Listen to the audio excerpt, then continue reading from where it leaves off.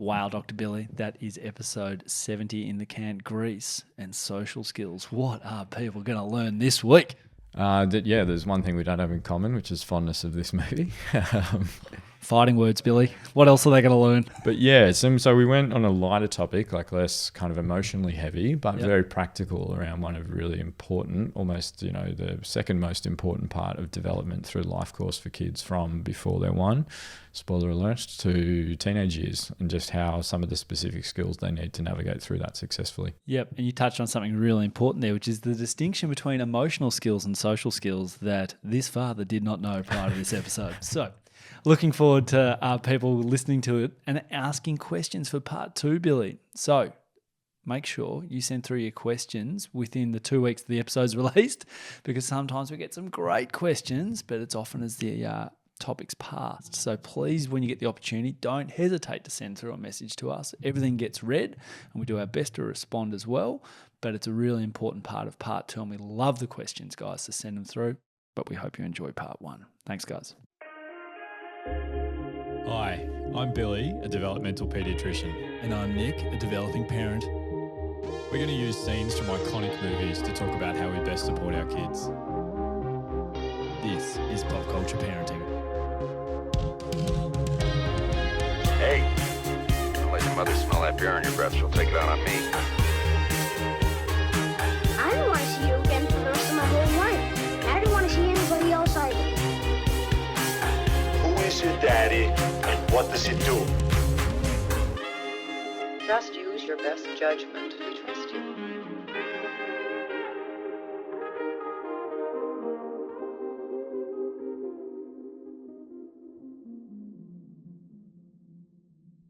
Good morning, Dr. Billy Garvey. How are you? I'm good, Nick. How are you going?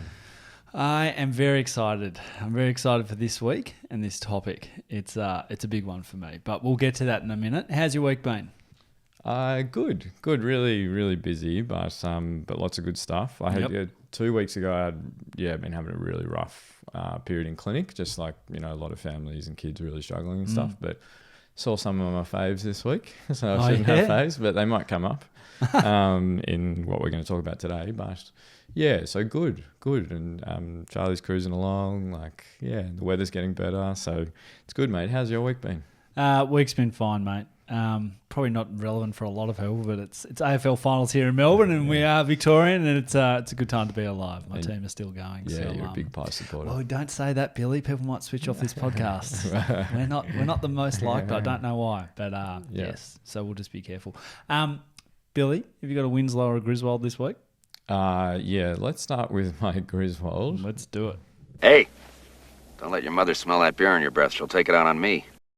So Victorians will know of Healesville Sanctuary, but we went there, and for our outer state and overseas listeners, beautiful, actually stunning. Like the grounds are just beautiful. It's native animals kind of animal sanctuary, wildlife. Have you picked up a new sponsor? You're really pumping it up. I know. Well, it is beautiful. I know. We should get sponsors.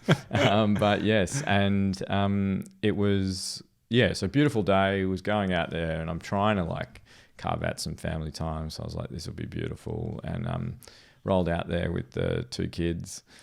And I don't have the kind of, celebrity status that you do, but I was in a situation where so that, I don't know if you've been there before, but they have it's kind of open plan, but all the kangaroos are cruising around, and there's just those rope barriers between posts. And we're I'm kind of on her a bit, on Evie, she's bopping around, she's loving it. And I'm like, this is sweet. She's got the hang of this. You got to stay on the path. And then we get to halfway through the place, there's an enormous opening. And Evie just I don't know why, just ducks under the rope and takes off for the kind of of the plains of the savannah. for the pack of kangaroos. I don't know if you've been in this situation, but you kind of, and probably 20 people watching, because it takes off and my voice elevates a bit, and I've got all these people watching, and it's pretty much, you're just getting tested on your negotiation skills, because I'm like, can I bring her back verbally? And I'm like, do you know what I mean? What's the distance? She's going 10, 15, 20 metres away from me. So, and you know what? I broke Nick's golden rule. Oh, what's my golden rule? I was not holding the baby. Oh, yeah. So my first decision was not, what to do. It was, is this my role or is it Annalise's? And I looked to my left and Annalise's holding the baby. So I went, I'm in here. Try and negotiate her back as she's like almost completely ignoring me. 4 staff come into the space, like in two different pairs coming over who are amazing. Because she's going near these kangaroos, and I had to make a call, and I just bailed. I went over the barrier, and so the staff were closing in too. Yeah, they were getting there before because they were like, "This is an issue." Yeah, well, she was going near a pack of kangaroos, and yeah, are they a gang group? What's the mob of kangaroos, and and I failed at verbally negotiating her back, and so I had to grab her and bring her back. So that was. It's one of those funny things. Obviously, safety trumps everything. Hold on. But you're so conscious of people watching you that you... Oh, yeah. It's worse than a supermarket story, Billy. Billy, but you had plan A, which is what we like, because then there's always plan B, which is it's not a safe, remove them from the environment. And I think a pack of kangaroos or a mob of kangaroos, Billy, constitutes you breaking out and doing that. So well done. Thank you. So, no, but it was very funny. It was just one of those things. As it was happening, I was like, this is probably going to make the podcast. So, one way or another. And I've got lots of other examples. But what about you, mate? Do you have a Grizzy? I don't. I think I've done Grizzies. I think I've done 4 back-to-back Griswolds. Yeah. Billy, we've had a good fortnight, so let me go to Carl. I don't object to fun. I love fun. In fact, I'm the grand funk master of fun. So I've had a moment, right? It's a new thing for me as a parent. So I think I have had Griswold. My last Griswold was actually dealing with my daughter in the swimming pool that started to recognise she wasn't kind of where she thought she was with her swimming. Yeah. And probably wasn't a big deal for her. Well, it was a big deal for her, to be honest. And it became a big deal for me. And I thought it was really challenging. So just to recap, if you weren't there. So basically my daughter wanted to be in a class with kids her own age, 1 level up. A lot of COVID, lack of swimming classes from mum and dad taking her. She wasn't with her age cohort, but was doing fine. And she said, I want to be in that class. Anyway, we went away and worked on some stuff. And anyway, the week ago, I went to the teacher and said, hey, how do we move up to the next class? She goes, well, you got to do an assessment. And I went, oh, okay. And she goes, we'll come and spot assess you. And I went, oh, okay. All right. So we just carry on. They're like, yeah.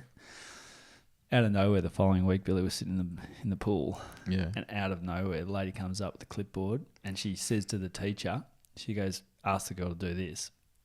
She asked the girl, my daughter, to turn over and do backstroke from one platform to the other without a kickboard, which she's never done before or been asked to do before. And as soon as she asked her, I was like, oh. And we had a kickboard backstroke incident a week before, Billy.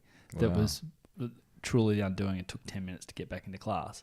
Anyway. Because it is probably it's the slowest stroke, but also the most disorientating, isn't it? It is, but it's also no hands because they don't do the stroking yet. They just do the kicking. Oh, wow. So it's not easy. And if you can't kick straight. Anyway, a lot of detail here for people who are like, mate, get to the end. I'm like, so she launches off the platform. And the week before she launched and did a backflip and went really badly, water up the nose out of the pool. Kicked off 6 to 8 meters straight as an arrow from one platform to the other. And the woman just goes, all right, next class, go. And just pushed her front to the next platform straight away. And we were just so I had to pick up my bag. I had to move 8 meters down. I'm now in the next class. What'd you say to the other parents? See you suckers. And they were like, they all looked at me and it was like this moment. I was like, am I going up? And the parents were like, so marched across and it was amazing. So I think from what was a Griswold a couple of weeks earlier, 4 weeks ago now, it was amazing. And I'm not sure, I can see that this is the start of me. I can see how parents become not competitive, but really care about it. And I think it comes from a place, I know, I'm just new to this, right? Yeah. I'm not going to be screaming on the sideline, but it comes from a place of you really want for them to do well. Yeah. And I can see how that goes badly on the sidelines of a soccer game where you over barrack and over support and all those other things. But I've had my first taste of it, Billy. Yeah. Well, no, it's that sense of success that you want them to have, isn't it? Yeah. And you've worked, and it's beautiful because you picked that to work on it specifically. Yep. Did it together. Now she succeeded. You reinforce it, celebrate it. So Yep. it's beautiful. Amazing. Yep. So thrilled. But that was my Winslow. Have you got a Winslow? I'm actually going to give my Winslow away. Who to? To an amazing school. So I've started doing school talks, which has been, I've started doing them again. I've probably done hundreds of them over the last few years. But and obviously part of my PhD. But yeah, I've started doing that again. And very quick note, that is one way to engage us. It's really beautiful and complimentary, and people reach out and be like, "Oh, Billy, can we see you in clinic?" The podcast is trying to actually make you not need to see us in clinic. And so I'm not trying to drum up business. I'm trying to do you know what I mean? So, you know, it's such a long way. There's only a certain category, but one way is like us coming and talking. And I got to speak with this school, and it was just so amazing. It was right when I was having a really tough time with just feeling a bit overwhelmed by kids that I was seeing that are really struggling. And this beautiful school in a kind of disadvantaged part of Australia kind of had this child there, and he's in grade 6. So for overseas listeners, last year of primary school, he's got one term to go. 11 or 12. Yeah. Really struggling, heaps of trauma, acting out, all this stuff. Really, and this school is so amazing that I'm hearing this story, and they're telling me about him and everything they're trying to do, and they're like, "We're really worried," and I'm like, "Yeah, totally." And they're like, "Because we've only got one more term with him." And I was just like, that's so amazing. Most of the time, this is not a criticism of other schools, but it would be like, we've just got to get through this last term. Yep. But it was like, we've only got a few months of window to help. And I was just like, man, how amazing are these guys? That's incredible. Yeah, so it was really beautiful. So shout out to that school, because I get to meet a lot of schools, a lot of amazing schools, but that one just really stood out. Yeah, wow. So yes, and shall we transition to... So people might have heard in previous ones that you are a big fan of this certain movie. I am. And do you know what? I was almost going to tie it to talking about sex, but I knew that you were not ready for it. We're not doing that. So I thought we'd go to something light. So we're on. going to talk about Grease and social skills. Tremendous. I will talk more about social skills, but talk to me about Grease, because I need... So, it is tied to probably one of the fondest memories of my life, periods of my life. Growing up as a 3 to 5 year old, I used to go to kindergarten. This is the early 80s, so 84, 85. I used to have Grease on tape. So before video on demand, and I was the youngest in a big family, I'd come home from kindergarten. That's right, because a lot of your siblings would have been old enough when this came out. Totally, yeah. So they were 14, 13, 12 and 9 or something. So I was 3 or 4.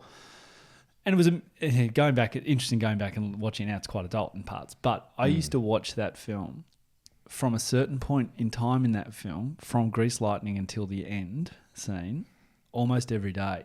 That was my video on demand. So if kids watch ABC Kids now, I would come home and Mum would just give me some time to watch it. I still remember the VCR tape of what it looked like. I still remember the VCR it used to play on. I still remember where the ads were.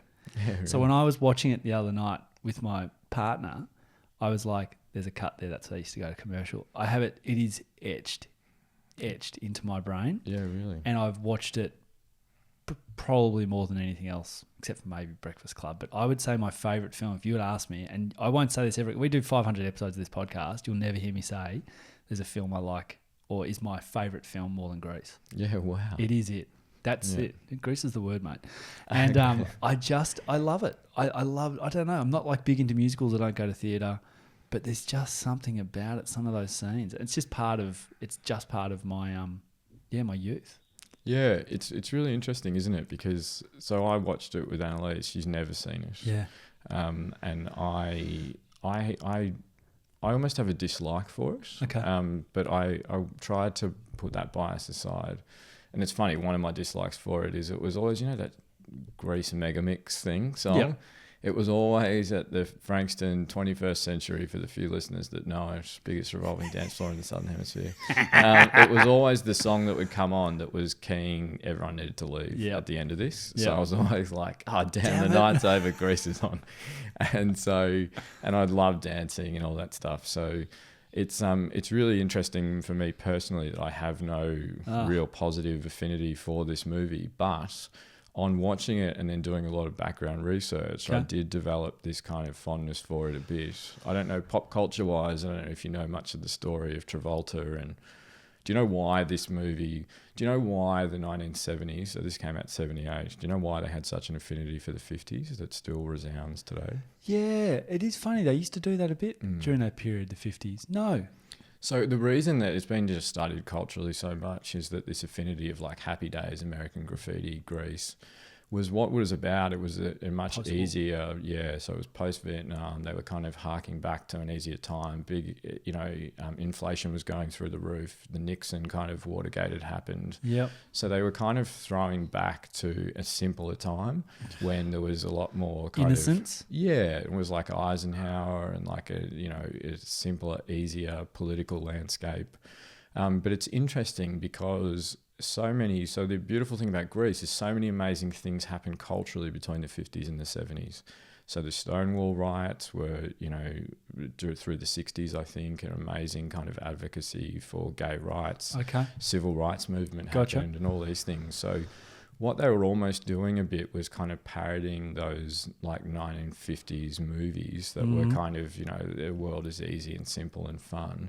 And that's what we see in some of the adult themes through Grease. Like that's, everyone watches this quite young, but when you watch as an adult, you see like there's an unplanned pregnancy, there's risk-taking behavior, but it's really light, a lot of that, like the guy... People might remember, that when the rival gang comes and threatens them, he's got a water pistol. There's the car chase. There's no real threat. No. Like they're going about 40 k's an hour in the car chase as well. Exactly. And the bad guy, he still comes to the end of year dance and all that stuff. So it's that kind of innocence that comes through. So there's something really culturally significant about that. I'm going to use it to describe social skills and how they change through the life course and how we can support kids in it. But there's also this cultural influence it had on us. I also don't know if there's some, it was started as a stage play. I think Jacobs wrote it and it was in the early 70s. But do you know how Travolta came to the role? No. So Travolta came to the role because Henry Winkler turned it down. Wow. So he said, I don't want to be typecast. He also wasn't a great singer and dancer. So that was why... Travolta could do it in spades. Yeah, so I much prefer Saturday Night Fever, but, It's very real. Yeah, much grittier, much better dancing. Anyway. Easy, mate. We're going to draw a couple lines. Speaking here. of Grease Lightning, is that the most homoerotic piece of film that actually exists? There's a lot going on in there. Yeah, there is. And do you know that was meant to be in the play? That's Kanicki's song. So Travolta took that song, Grease Lightning. Oh yeah, okay, yeah. It makes sense that it's Kanicki. Yeah, Kanicki's meant to be the one who sings that. I've seen the stage show. Have you? Saw it in Spain on my birthday. You must have been in the aisles. I was not in the aisles. My sister-in-law took me to see it in Spain. It was pretty much in Spanish except for the songs. And then there was some La Bamba in it as well from memory. There was a lot thrown in. It was fun. Yeah, really. So no, it's beautiful culturally, and we could talk about the Bee Gees and all that kind of stuff and their influence on it. But yeah, so Travolta came to it. The other kind of funny thing about Grease, and we'll talk about it as we go through the age course, is, Travolta was 24, Olivia Newton-John was 30. Yeah. Rizzo, I've forgotten the actress's name. Stockard Channing. Yeah, it's 36, I think. Yeah. Yeah. But what about the boys as well? So Putz and stuff, they got 5 o'clock shadow. It's they must shave just before the scene. It just pops out. There's so many guys in it who are approaching 40. Yeah, so it's funny, isn't it? Because they're almost throwing back to that kind of, and I don't know about you, growing up, you saw these people and I think that's one of the reasons that when we became teenagers, you were kind of I don't feel like these people yet. I'm not, and it's because we weren't 30. You kind of 90210 did this. They did that as well as having all these quite old actors that were playing teenagers. So it's really interesting from that cultural significance. But we'll talk about and we've picked a scene that'll be helpful about kind of when social skills fall down a bit. So what are social skills? So, great segue. So what we talk about, a lot of the podcasters talked about emotional development in the setting of what we're, kids who are struggling, how do we build capacity, all of those things. The most important thing through childhood is social and emotional development. So we've talked a lot about emotional development. We're going to talk about the social side of it now. What's the difference?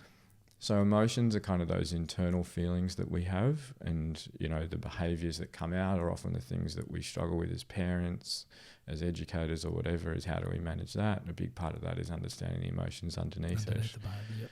Social skills are our relationships that we have and our interactions with everyone. So that's, evolutionary wise, this is our greatest asset. The reason that humans as a species have done so well is because we've realised that survival and our success in the life's necessities are better done in partnership with others. Okay. Raising better kids. done as a tribe. Tribe, yeah. So we're going to talk about tribes a bit because that's one of the reasons that this is such an innate skill for us, is that we have this kind of ability to connect from a very early age on a social level. Gotcha. Now, what we're going to talk about, we're going to separate out the emotional bit, because a lot of social skill development can't happen during emotional dysregulation. And a lot of the time, parents come in when kids are dysregulated and say, no, you need to share. Or that's, stop hitting or doing those things. And those are kind of antisocial behaviours, but we don't develop those skills when kids are emotionally dysregulated. What we're going to talk about this episode and the next one is how you do develop those skills when kids are not emotionally dysregulated. You've done that thing to me. What things? Where you're like, you really shouldn't be trying to develop sharing techniques when they're dysregulated. I'm like, oh God, I'm thinking back to just yesterday, 2 occasions where the girls are having a dust up and my little one, who's 3.5, or just 3 actually, is not sharing. And we're like, you've got to share and now apologise. That's what I do. Totally. So to give you some positive reinforcement, you actually succeeded in that in your Winslow, because you comforted Freddie when she struggled. You didn't build her skills then, did you? No. You didn't get her up the next level by going, you're back in, bad luck. Yeah. You comforted her, you waited until she had capacity, and then you did specific skill development and reinforced it. And it should be the same with everything. It's teaching her how to swim. It's the same as social skill development, sharing, pro-social stuff. We're going to talk about when it's appropriate age-wise or developmental-wise. But that's kind of the key to this stuff, is that we build those skills outside of moments that are difficult so that we can then achieve and succeed as kids and parents and families and communities when it's easy and we've got more capacity. So we're going to talk about that. But it is this kind of really beautiful thing that, we've talked about friendships, so I'm going to stay out of that space. That was one of my favourite pairings that we don't get much positive for. Not many people like that one, but I love the idea of Dumb and Dumber as a movie about friendship. Beautiful. So we talked about friendship, we talked about siblings. What we're going to talk about today is what are the specific skills and when can we build them. Now, to put you on the spot a little bit. Let's do it. When do social skills start to develop? Early. Yep. So how early? I don't want to go to back to, I don't know, is it like the first connection between two people? Is it breastfeeding? Like, is that a social skill? Breastfeeding's a part of it. We look up? Yeah. Looking for social cues? Yeah, that look up is part of it. So that kind of social smiling. That's Before early reciprocity, social reciprocity. So back and forward, doing that stuff. And so definitely. And Dan Siegel, who I might have already name dropped, I got to spend some time with, he talks about human connections create neural connections. And that's what we know. Brains are kind of wired to build. Yes. Yeah, I'd like correct, Dan. Yeah. No. Yeah. Like I know, but in my mind, I'm just saying, correct. Okay. Yeah. I'll let him know. Nick's got your back. Got you, Dan. But but how do we do that? And one of the biggest challenges that we, face as parents and educators and professionals supporting kids, I've talked about this in other settings, but social skills, it's the same. We're asking something that they're not developmentally capable of yet. Okay. So it's important that we go through some life course stuff with this. So you're right, very early on, little babies come out seeking social connection. Now, I'm doing social stuff with Charlie at the moment. And it's beautiful. Yeah, he's like 7 weeks? 10 weeks, but yes. Yeah. What are you doing with him social-wise? So I hold his gaze and we'll sit there, and you know what? You can test this out after a few weeks with the baby. You sit there and do tongue protrusions with them, and they will do it back to you. And that's what they are doing is watching and learning communication back and forward. Some people talk about kind of serve and return. And that's early social skill development that they're seeing, is that I'm 100% connected to this person and we're going back and forward. And this is valuable. It's hugely valuable. Okay. Yeah. So that's all of the social communication elements of their brain firing. Now, I love the thought of their little head just like everyone talks about neurons connecting. I don't know what that means, but like I love that. Or synapses. Yeah, so there's just all this growth, especially the first few years. But it doesn't mean like sometimes people hear that and they're like, oh man, my kid's 15, he's missed all these windows. But I see a lot of skill kids, gap. Yeah, skill gap. Skill gap. It's all skill. It's mainly skill gaps, Billy. Yeah. I don't know if I talked about this kid before because I reckon it was over a month ago, so maybe I mentioned him. But I saw a kid who's kind of been shifted out of, like he's had to leave every school he's been in. He's at the last school. And I said to him, like, do you have any mates at school? He's like, nah, I just walk around, but no one has the guts to look at me because they all know I'll bash him. I don't know if I've mentioned him before, but... And then he's like, no, actually, the girls look at me. They always want to look at me. Now, that kid has missed social skill development from when he was like a toddler, early primary school. He's missed those steps. So what therapists will be working with him on is going back to those stages. How far back? Him up. So he's missed. We'll talk about it when we get a little bit older, but he's missed really early stages of development. So when we know that's really early, we connect with little babies, we do the back and forth, all that stuff, and that's outside of emotional regulation. We're talking about a different thing. We're not talking about soothing and crying. But speaking of crying, when do you think empathy starts to come through in kids? Jeez, good question. No idea. I can't get my head around it. So before they're 1, kids will develop early signs of empathy, and you see that because when another kid cries, they cry. How does that fit into what we're talking about here? So that's a social skill, is empathy. Empathy is a social skill. Hugely, yeah. Okay. It's a really pro-social skill to understand what is the experience of someone else and how understand does that the impact experience of someone else. Okay. Yeah. But they don't actually truly have that skill set until mid-primary school. They just mirror it. 10. But it's just like a mirror. Their brain is developing early connections and people will see this. One kid starts crying and the other kid starts crying. Now, they don't really understand why, but that's a social connection that's occurring. Yeah. And that's it's like early. It's contagious. Yeah, it is. But the laughter's the same. Do you know what I mean? Yeah, laughter is the same. They will have the same thing. And we still have that as adults. You know what I mean? If someone's losing it, you kind of lose it even if you haven't really got the joke or something like that. So it's a beautiful capacity building thing that happens for us, and it actually helps in terms of establishing the depth of connection in relationships. Hey, Billy, question without notice. Where do parents kind of bugger this up? What are a couple of things we don't do well? In your including me, definitely everything early on, and I would say almost through all of childhood, is imitation based. So they imitate us. They imitate how we socialize and the social skills that we use. Now, there's studies that have done this. There's even studies where they've had like toddlers sitting outside of a room with a window, and the room is full of toys. If you let the toddler roll in there without them seeing anything through the window, they just play with the toys. They did this study where there's someone in there just like throwing the toys around, like punching them, like knocking them down and all that stuff. If they watch that first, they roll into the room and do the same thing. They don't play with the toys. So they completely, and they don't really understand why, because these are 3-4-year-olds. They just roll in there and do that. Now, on a positive note, what we know is from about 4 or 5 years of age with kids, if you demonstrate like altruistic actions, so like putting others before yourself as a parent, you will help them transition to doing that themselves. And one of the experiments that does this is kids rolling into the birthday party, and they're really excited about it, but someone's tripped and dropped something. Now, the chance of that child stopping and helping that person who's dropped something, and which is an altruistic behaviour because they're putting their own desire to be in the party and playing and all that stuff to help someone, is based on how much they've viewed and experienced primary caregivers doing those type of things before that.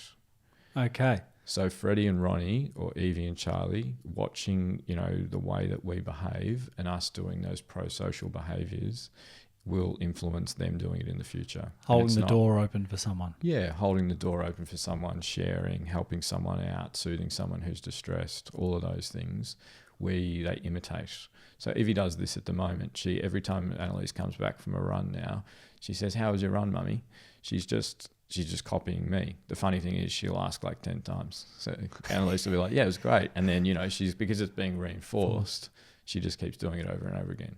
But she's learning that. Now, she's also falling down at that. Annalise was at a playground yesterday with her, and, you know, the key is, what does my child need specific support with? Evie's actually doing all right with sharing, because we'll talk about how you can do that.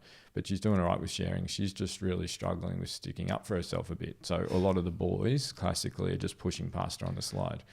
Now, we've been working on that, and, you know, what she can say, what she can do. We practice it. It's in narratives, creative stuff we do, imaginative play, all those things we've talked about. But yesterday, a couple of boys, you know, similar age, pushed in front of her, but she said, it's my turn, stepped in front of them, and they just pushed her down the slide. And she went down crying her eyes out. Annalise went over and helped her.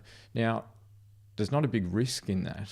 But what we need to realise is she's got to have positive experiences of doing that where she succeeds. It can't just be negative ones, because if it's just negative ones, she's going to go, that failed, that wasn't nice. And it won't reinforce it. She won't do it again. She'll just be like, I'll let them push past. So we play a really big role in their skill development, social skill development. Yeah, really big role. What about their friends? Like, do we play the biggest? Is it educators? Like, who has the biggest influence? We play the biggest until about 8, 9, 10 years of age. Okay. So what we know that happens then is those peer relationships start to have depth. Yeah. So we've talked about kind of parallel play. We've talked about kind of early stuff that happens through imaginative preschool. Play. Social skills is one of the biggest predictors of how ready someone is to go into primary school. How ready a kid is not based on how good they are at counting backwards or something like that. Yep. It's where are their social skills at.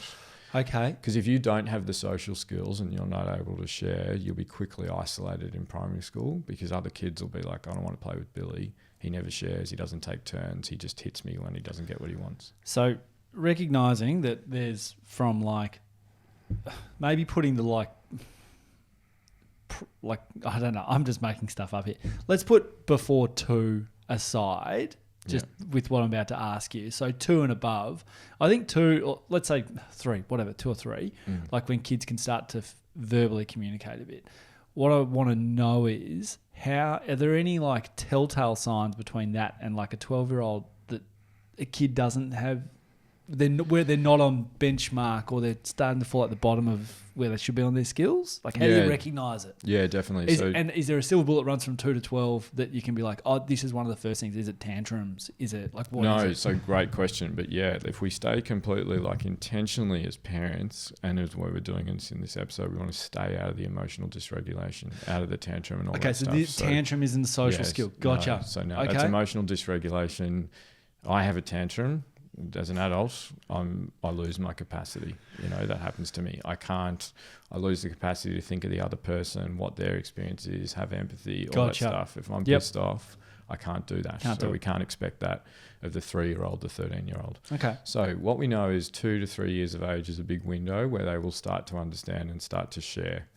Now, kids that get to 3 or 4 and really struggle with sharing, or don't have any interest in other kids, that's a red flag that we as developmental paediatricians will then start to think about and go, what can we do? How can we enrich environments and opportunities? And exactly, just to be clear, like, I hear what you're saying then, that I've heard you say that a lot. Like, the red flag is, the kid has a skills gap. It's just a skills gap. It's nothing wrong with the kid. It's just we've got to like give that kid the skills and the practice, right? Yeah. And we'll talk the questions. We won't do it this time, but a lot of questions will probably come in about kids that are acting out really angry, kids that, you know, may have autism or something else that means that this stuff is challenging. So we'll park that for next time. But yes, tell me where you want to go. So then we see, and then the other thing finally before we jump up in age, the toddler years are really important for non-verbal social skills like gesturing. So gestures are really important. Gestures and facial expressions, some kids will miss that. And so we need to make sure that we don't lean in just to verbal language as a social skill. So gestures, Annalise is amazing. She does this with Evie. She will look at magazines and stuff and be like, is that person happy or sad? And that's learning gestures, facial expressions, you know, and kids will learn that as they become 2, 3, 4, they'll start complementing their verbal social skills with gestures. You know, and so that's a really important thing. Instead of, you know, they'll point and say red, they won't say the ball is red. And, you know, so that's a really important kind of language social skill of how do they adapt and flex up in their use of gestures. Now, primary school is an amazing period for social skills because as parents, we become less of an influence, but hopefully we've guided them through. If we've failed a little bit at that, it's fine. We can come back and always thinking about we go back to where they're at and build them up. But also, when those peer relationships start, we need to give them good scaffolding to flourish. If I've got a kid that's just started school, like many do, I don't know why I said that, what is a question I could ask my teacher? How's my kid going with social skills? Like, what would you ask? Is there a deliberate question that the teacher would be like, yes, give me a good question. If I go to a parent-teacher interview, which I'm about to start doing. Yeah, first few years, how are they playing with others? How do they play with others? Mm. That's all you really care about. Yeah. Just how do they play with others? There's not so much of a depth yet. When you get to middle primary school, you want to hear that they've got like special kind of friendships that they have, and they have a bit of depth. So what we know in social relationships, and this is through from that middle primary school, from about 10 to 12, through the rest of our life, is we have different levels of depth of social relationships. Okay. And there's skill components to each of them. Let's talk them through just quickly. First one is just someone you randomly meet, and you will try and connect with them and share simple, broad, shallow information. What footy team I'm into or whatever. Do you know what I mean? How's your day going? How great's the weather? That's a really important social skill that kids need to learn about asking questions. So asking questions, and Freddie is at this stage where Freddie should be learning and supported to go up to other kids. Yeah. She's in preschool still, but when she gets to primary school, you want her to have confidence to be able to walk up and say to someone, like, what's your favorite color or whatever. Do you know what I mean? I love watching them do that. Yeah, it's beautiful, isn't it? Otherwise, they sidle up to each other in a playground. Yeah, so that moves out of the egocentric, the whole world is about me, to Of a other 2-year-old. people have interests. Yeah. So Freddie's coming out of that now, and nice. she's, you scaffold her to support. What can I do? So you just make sure that she's, helping asking in that. questions? Yeah, asking questions. You have conversations with her that role model it. You imitate it in your relationships. You get to see her role model it. You do, mate, you're amazing at this. You roll down the street like you're a pain in the ass to walk around with the neighborhood because you know everyone, and you talk and you're really good at that small talk. So you want to role model that small talk for them. And, understand that they sometimes have to shift. And mid-primary school, some kids will hit this wall. They stay focused on the topic they want to talk about and they can't shift out of it. Now, what that means is that other kids will be like, I don't want to sit here and just keep talking about Lego for 2 hours. I want to talk about basketball, or I want to shift into another activity. Gotcha. I like it. So you have to support them. Now, the beautiful thing is that from mid-primary school, so from 10, 11, 12, is they start to go deeper.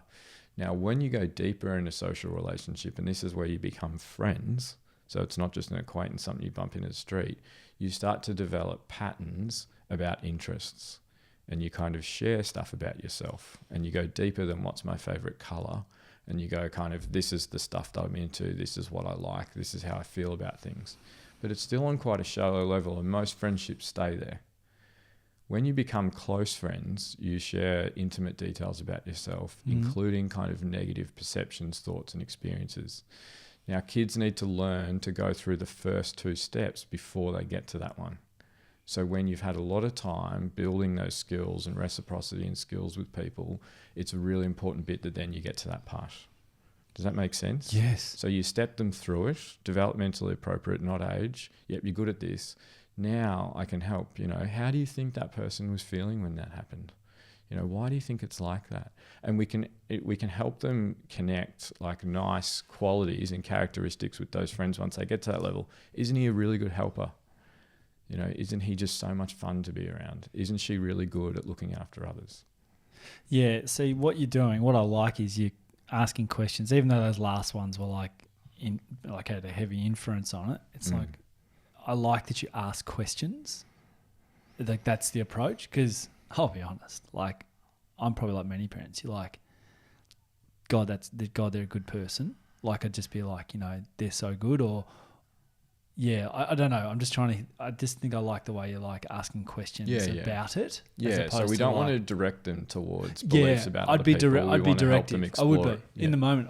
Sometimes, you hit that spot where you ask the right question and they can communicate, but I'd otherwise be like, it's really important what they're doing. Yeah. So I'm sort of telling, not showing.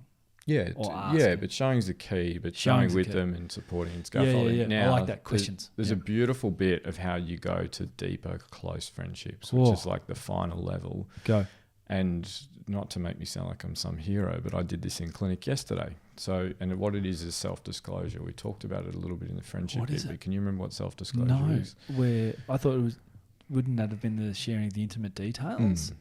So you're a bit vulnerable and you will share something that's, has that kind of a bit of risk in sharing it, and some kids will share this immediately with someone they've met, and that can be challenging. You can probably think of maybe previous relationships you've had where you overshare. You overshare, or you get into it a bit too quickly and it feels uncomfortable and you're just like, oh man, I blew that. And that self-disclosure is really important. And I saw one of my favourite kids yesterday who, didn't want to come into the room. He's tucked up in a ball in the waiting room, like really distressed, heaps of trauma, heaps of anxiety, mid-primary school. So he's right in this pocket. And, this mum is phenomenal. She's experienced such a hard time herself. She's doing such a great job. And this gorgeous little kid, I got him in the room by saying, like, how about you come sit in my chair and show me some stuff on the computer? And then we just did 10 minutes of this. I never knew about it actually, but this amazing free online video games platform on the internet. So we just did 10 minutes of connecting over that and just helping him regulate back down.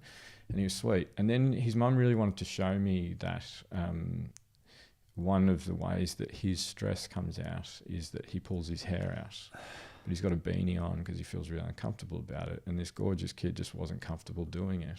But I use self-disclosure.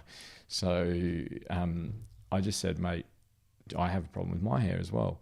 And I get really, really bad psoriasis. And I showed him and he looked at it and I was like, yeah, this gets way worse when I'm stressed and all this stuff. And I was like, does that happen with you as well? And then he showed me. He was comfortable to show me because he felt safe. But there was a self-disclosure component of it. And it's one of those really intimate parts of friendships that you and I do. I've shared stuff with you that I haven't shared with anyone else.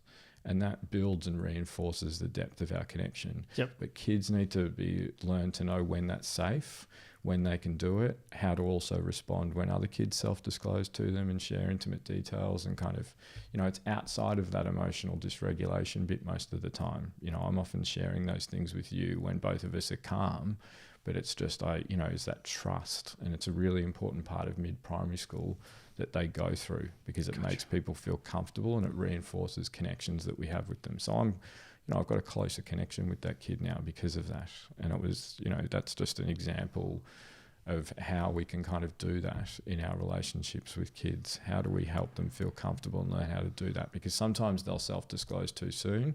Sometimes they never, can do that. They really struggle with that depth. So they often have, I've got 100 friends, they don't have a best friend. So the sign of someone oversharing early on an intimate detail.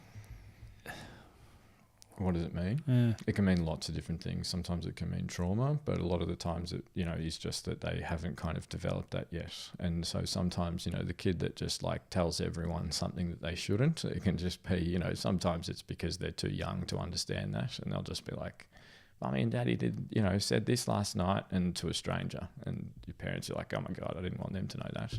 But it's more about how do we scaffold those abilities. And they're just some specific ones from gesturing, empathy, sharing early on to primary school. It starts to get more about depth and social connection. And then it's a deeper level of empathy. But those pro-social skills are really important. And those pro-social skills are one of the best predictors of success in adult life, actually, is how pro-social you are and how caring and giving. And I think sometimes in the community, people are like, no, I want my child to stick up for themselves and be tough and, put themselves before anyone else because everyone else is just going to walk all over you. But they're actually, that is not what the evidence shows us. It really being sharing and caring and having empathy are the things that reinforce your, safety net of the relationships you have around you. Because what you and I are learning about this for is because most of the time we're not going to be there. We can be on the playground when Evie gets pushed down the slide. When she's a teenager, we can't be there. I'll be lucky if I hear about it. I'm going to try and do everything I can to hear about it when she falls down. But I've got to build her skills now. Yep. You know, so yeah, it's a really important bit. How are we going? Let's go. Yeah. Hey. So let's go to the scene. We're early on. So you should probably be setting where this is. So what's happened so far? Well, they're at in the your pep favourite rally. movie? We're at the Rydell pep rally. Sandy is Danny and Sandy, the two main characters, have a summer fling, and they're thought to not see each other ever again. Sandy's gone back to Australia, but somehow Sandy and her family end up staying, and somehow end up at the same high school at Rydell High with Danny Zuko, and they're being reunited after Sandy lets go the name of who her lover was to Riz. Rizzo, and who Riz only on takes... this, so I didn't realise, but on this watch that Rizzo and Zuko had a history. Yeah. So she's a bit annoyed about it. Yeah, takes the opportunity to bring the two back together because I think she expects something will happen. And here's the scene. I'll leave it at that. So they're at the pep rally for the Rydell High football team. Hey, Zuko, I got a surprise for you. Oh, yeah? Yeah. Sandy!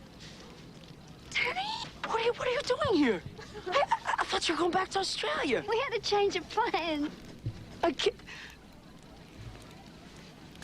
Well, that's cool, baby. I mean, you know how it is. Rockin' and rollin' and whatnot. Danny? That's my name. Don't wear it out. What's the matter with you? What's the matter with me, baby? What's the matter with you? What happened to the Danny Zuko I met at the beach? Well, I do not know. I mean, maybe there's two of us, right? Why don't you take out a missing persons ad or try the yellow pages? I don't know. You're a fake and a phony, and I wish I'd never laid eyes on you. Whoa! I wonder if she carries silver bullets. Yeah. Whoa. So she laid her eyes on you, huh, Zuko? Hey, I bet that's not all she's laid on him. Yeah, right. Hey, Zook, I got a car, remember? Come on, Danny. All right, who's got your money? Well, I swipe my brother's ID. I got 200. All right, give me this, give me this, give me that, give me this. All right, you right in front with me? You were so nice to me this summer. Listen, Sandy, men are rats. Listen to me. They're fleas on rats. Worse than that, they're amoebas on fleas on rats. I mean, they are too low for even the dogs to bite. The only man a girl can depend on is her daddy. You know what you need? What? A night out with the girls. Huh? We're having a sleepover at my house tonight. Wanna come? Good. You'll love it. Come on. So tell me, what do you think about that scene in the context of social skills, if you think about some of the characters? Worlds collide a bit for Danny particularly. What transition happens for Danny? Well, Danny goes from being a really nice, genuine guy to coming back. He's got an image to uphold, so he's trying to be cool, and like the ladies love Danny, and he was probably quite nice and sweet to Sandy in isolation, but when brought in front of the Pink Ladies and the Thunderbirds, he's like, nah, I'm a cool guy and I'm too cool for you now. That's kind of... So that's about the only bit of this movie that's like developmentally fits with where they're meant to be at, because in late teenage years is a normal social development and skill window where the group will matter more than individuals and being a part of the group. So he sees her, remembers it, and the emotional bit kicks in. It's Sandy. He gets a recognition because I think Kaniki looks at him and makes a face, and he goes, my social need and developmental window means that my connection with this individual is trumped by the social group. And it's a really challenging window through adolescence because individual relationships are threatened by that need of adolescence to have social connections and be a part of a big group.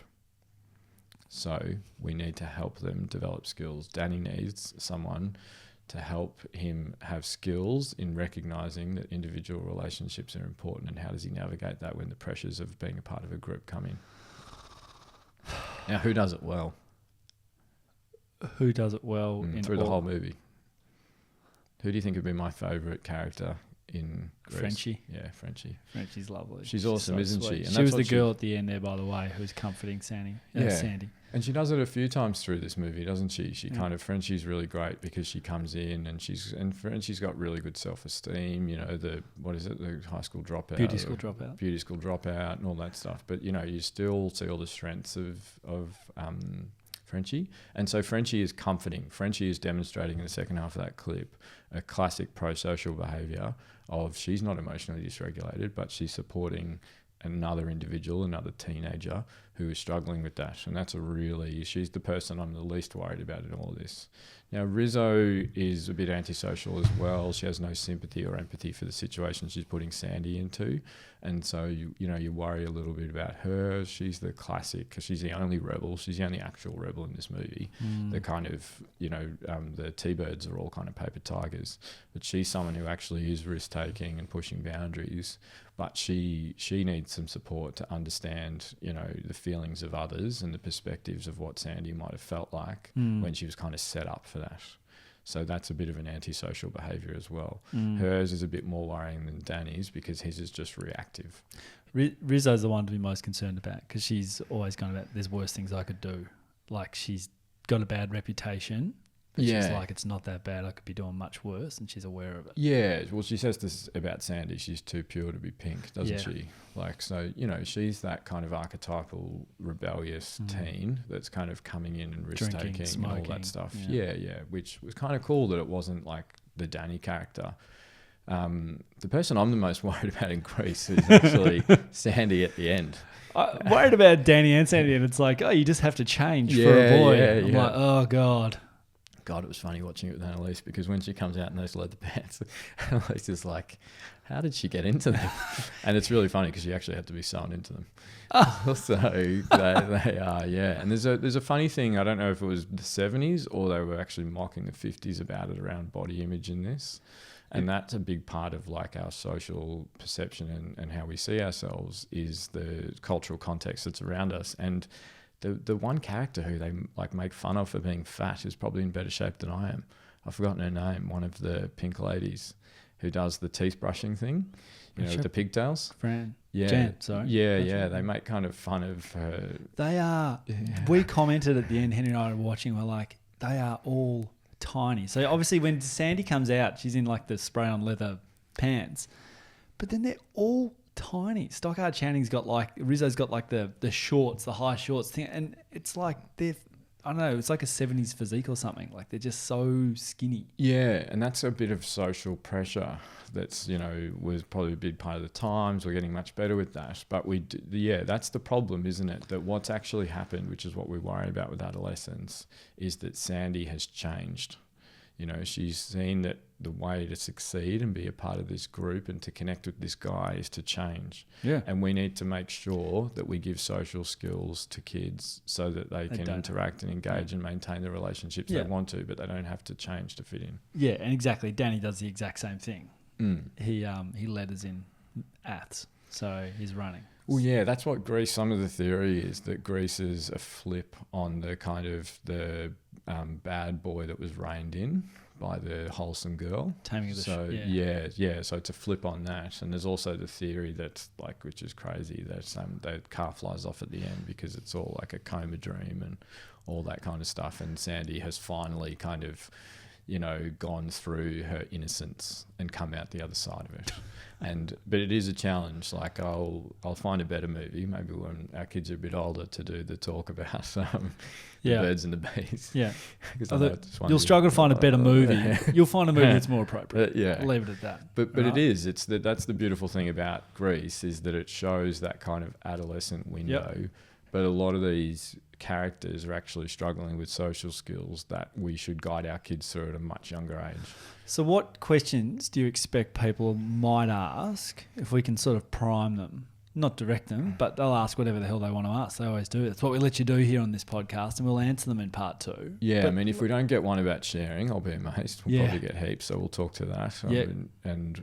I guess, when do we worry? Certain scenarios, what's a realistic expectation of certain ages, like social skills in kids that are isolated. We can talk about all of those things. Yep.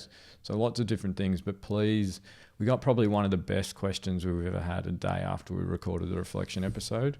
I've still got to get back to some emails, but please send them in before we re-record. Yeah. So when you send them in, and also send in, like, often some of the best stuff we get is other people in this space sending in suggestions and helpful stuff. Yeah. So.